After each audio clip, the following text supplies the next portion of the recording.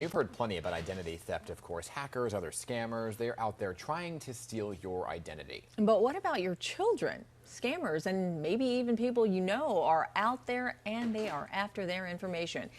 If they get it, your kids could have big credit problems before they even know what credit is. So how can you protect them?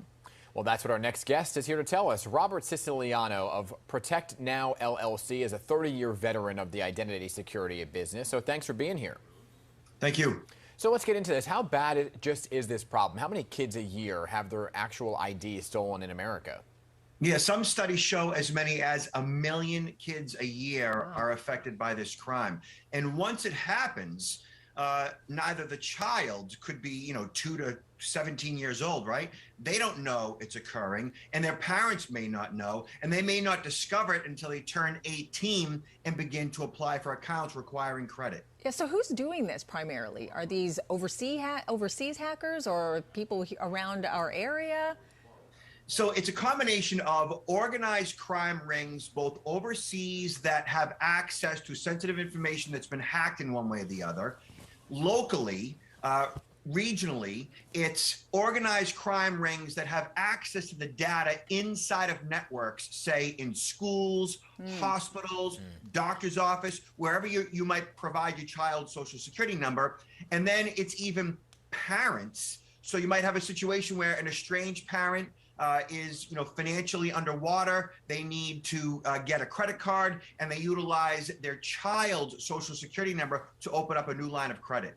All right, but with an adult, you know that they're going after your credit cards, or be it as it may. What can thieves actually steal from a child's identity, and why would they want it? Well, once they get the social security number, they can function as that child who, in theory, is 18 or older. So what the bad guy does in this case is they take the child's social security number, they apply for, say, a new credit card under that child's social, but they change the age of the child to reflect an adult. So a 2-year-old now is a 18-year-old on paper, and once credit is established, then a new credit card is issued under that baby's name, and the bad guy's off to the races. All right, so a couple of quick questions. So is the social security number really the only element that someone can steal from a child? Or is there something The social else? security number really is the key to the kingdom when it comes to new account fraud for both children, 17 and under, and adults. And once the bad guy gets that social, they can use it to open up new lines of credit, new loans. They can get utilities, credit cards. They can even refinance the home that you live in.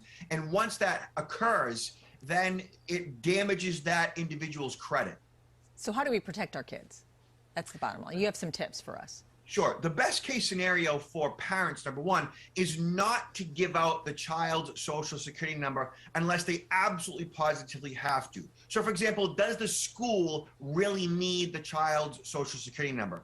Does the sports team really need it? Does the church need it? Probably not. So don't give out the social unless you absolutely have to, say for various insurances or government agencies. Beyond that, it is suggested that the parent gets identity theft protection for themselves and for the child, because it's available for the child as well, and also a credit freeze. A credit freeze, which is available through the 3 major credit bureaus, Experian, TransUnion, and Equifax. A credit freeze locks down the child's credit, which they shouldn't even have 17 and under, but it locks down their credit so that a bad guy can't open up new lines of credit under that person's or that child's name. Good advice, Robert. We are simply out of time, but thank you for coming on to talk about this important topic for so many.